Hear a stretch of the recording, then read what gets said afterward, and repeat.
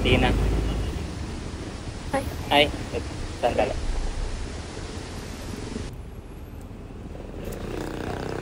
Taon mo yan ha. Gastusin mo ng mabuti. Opo, Nong. Uno na po ako Thank you po sa paghatid. Kaya ko naman pong lakarin lang to eh. Ay, hindi. Wala naman nga bala sa akin yun. Baka kasi kapag di kita hinatid, mawala ka pa eh. Ingat.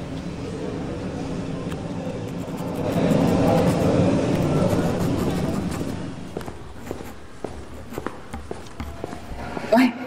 Wow! For the early bird, that's the early bird for today. Hello, this is Kenneth. Ay, oo, Ay, kita kanina.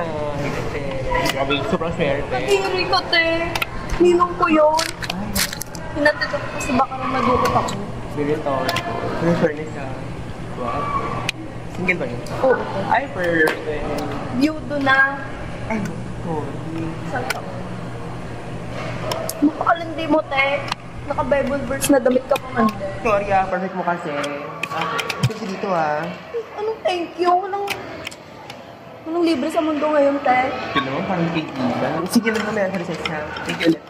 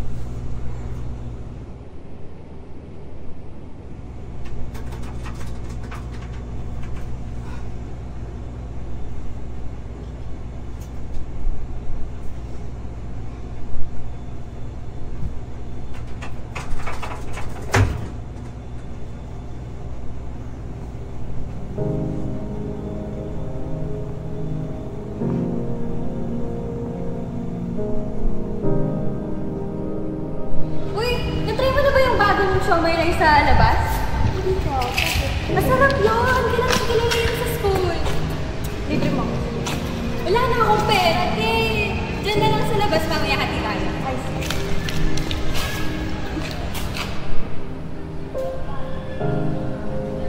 wow! Sipag ah! Kala mo totoo? Madali lang yan. Add mo lang yan, oh. Bakit mo kasi hindi ko ibigay yung pressure? Anak? Ay, ate.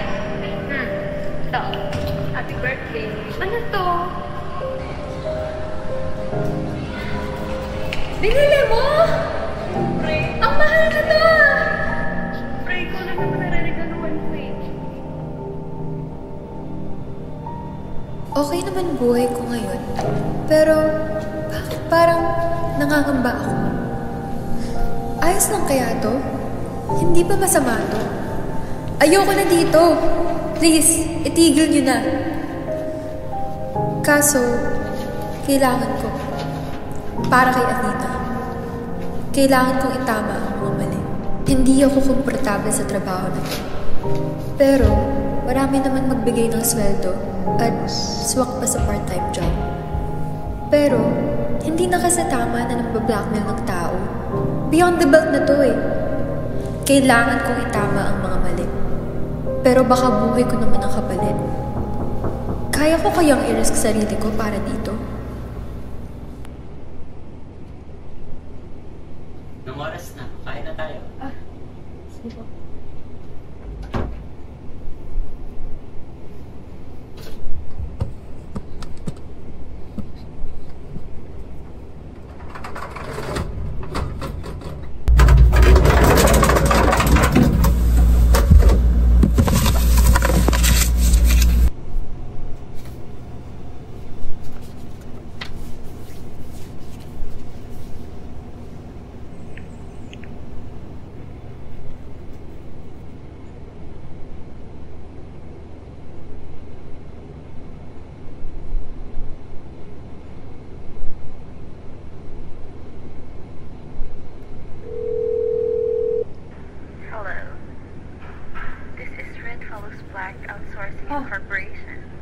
Mag-apply po sana ako sa job opening po ng company po for outsourcing.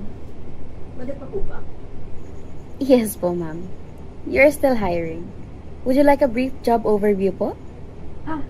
Yes po. How does the company work po ba? Ganito lang. Marunong ka naman sa mga message, ano? Ganun lang. May bibigay kaming number sa'yo. And you just have to send them a message. Hello? Oops. I'm sorry. Mahirap ang reception kapag gabi eh. Why don't we just meet up tomorrow? My address is on the card. Hello po?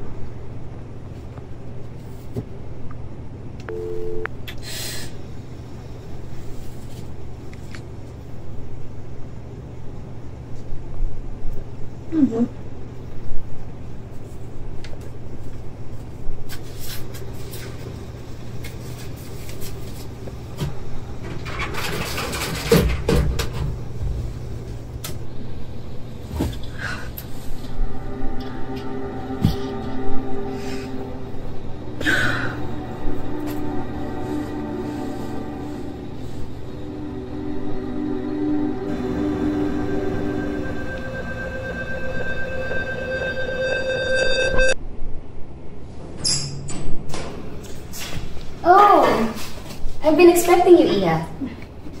So, what made you interested in working into our company? I heard po kasi na maganda raw po yung bigay sa company nyo. At tsaka bagay din daw po sa mga working students. Well, hindi ka naman nagkahanap. So, ano po bang dapat gawin?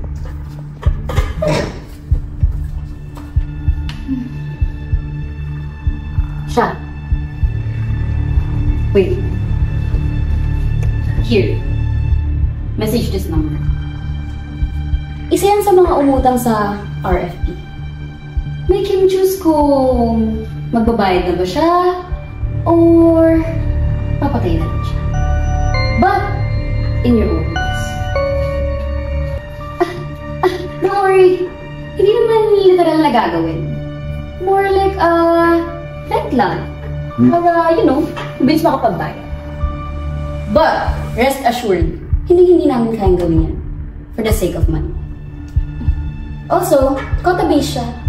The more you message, the more you earn.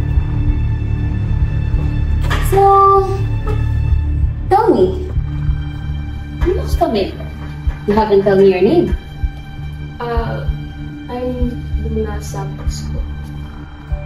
You look familiar kasi. You look someone I knew.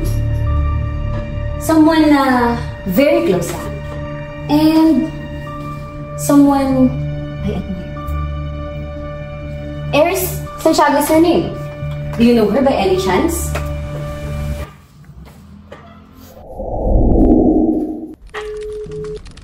Joanna Camposanto, or mas kilala siya bilang si Admin J. She makes my life miserable. Parang laging ginagaya niya mga kilos ko, galaw ko, at buhay ko. She talks about me behind my back. Sabi niya, magkaibigan daw kami. We were never friends, nor will we ever be. I have your phone.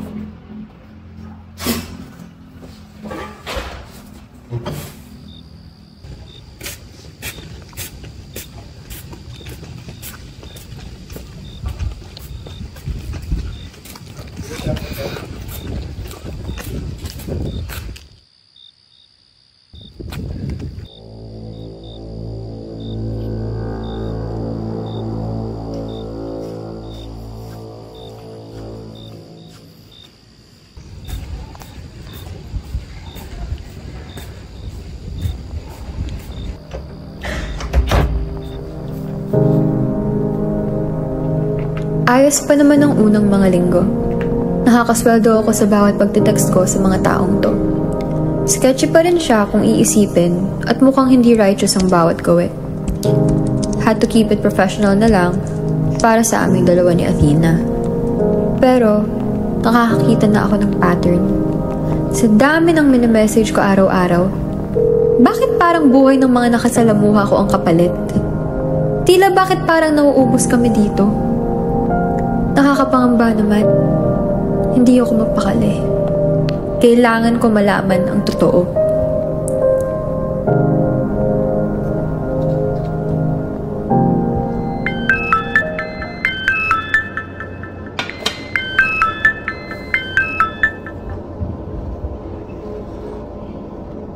Hello? Sino po? RFB Corporation calling, sir. You need to pay your debts or else. Else what? Or else you might not see your lovely daughter graduate this year. I heard she'll be graduating as a master of none, right? To be fair, I did sign myself up for the situation. It's like I dug my own grave. Ako kaya ang susunod sa mga to? Was I too greedy for money? I need to put an end to this. But how? This is all.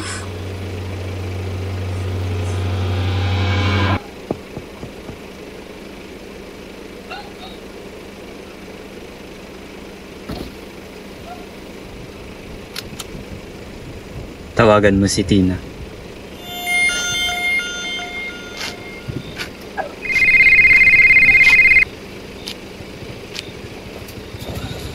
Hello, Admin J? Athena Santiago, you have been marked. Prepare yourself. I will send the coordinates. Be here in 30 minutes. Tina! Tulungan mo ako! Please! Please! Ginawa ko naman lahat eh! Palayanin mo na ako! Ang ingay mo naman.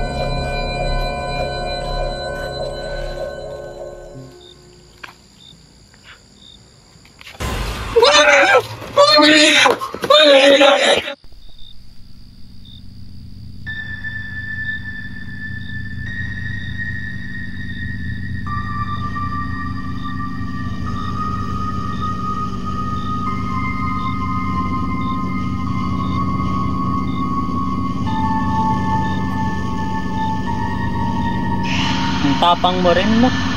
Sino yan? Sino ka? Kapal pa ng pagmumukha mo. Pinalaki kita ng tama. Kayo ng kapatid mo. Tapos ano, malululong kayo sa ganitong trabaho?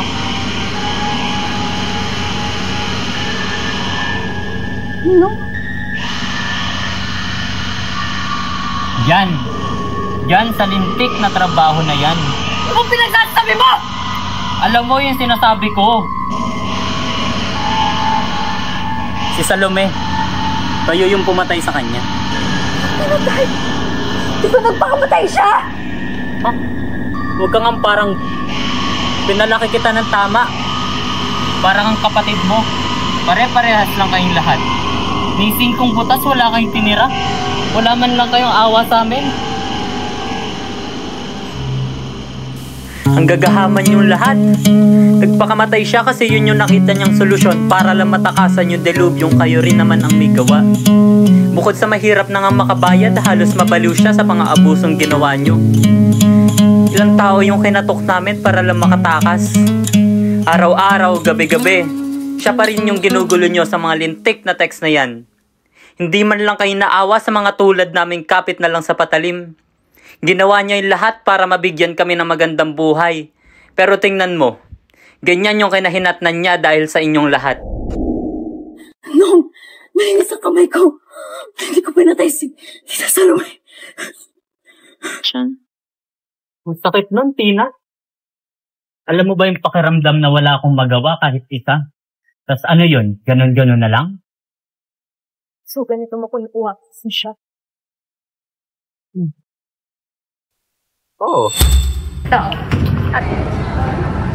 Pre, ang mahal na to! Pre, ikaw lang naman nare-regaluhan. Walang iya ka, Arman! Hayop ka! Ako! Pinatay mo si ate! Pinatay niyo din naman ang asawa ko ah. Buhay lang para sa buhay.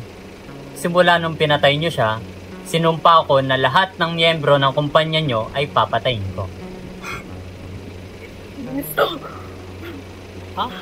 Hindi rin naman ginusto ng asawa ko na mamatay ah. Pero kung utang lang ang usapan, sisingilin ko kayo sa paraang paniningil niyo sa mga biktima niyo.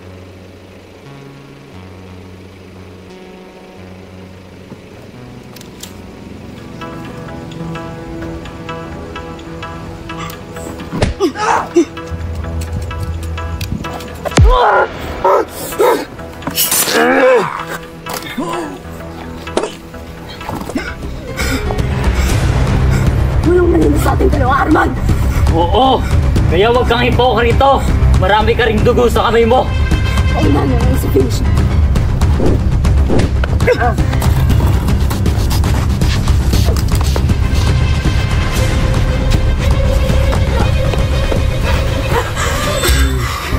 Ang bilis mo naman tumakbo.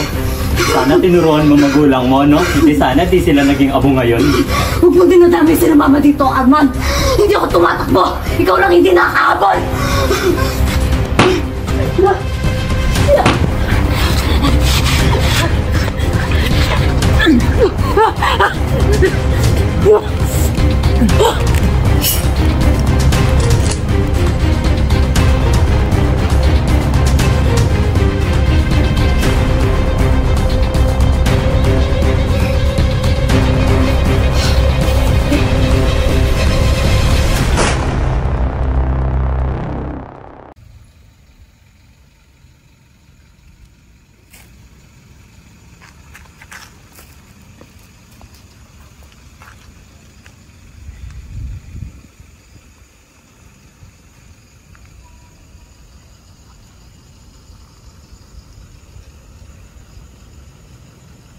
Akala nyo ba ang kapangyarihan ay nasa inyo? Sino ba kayo? Di naman kami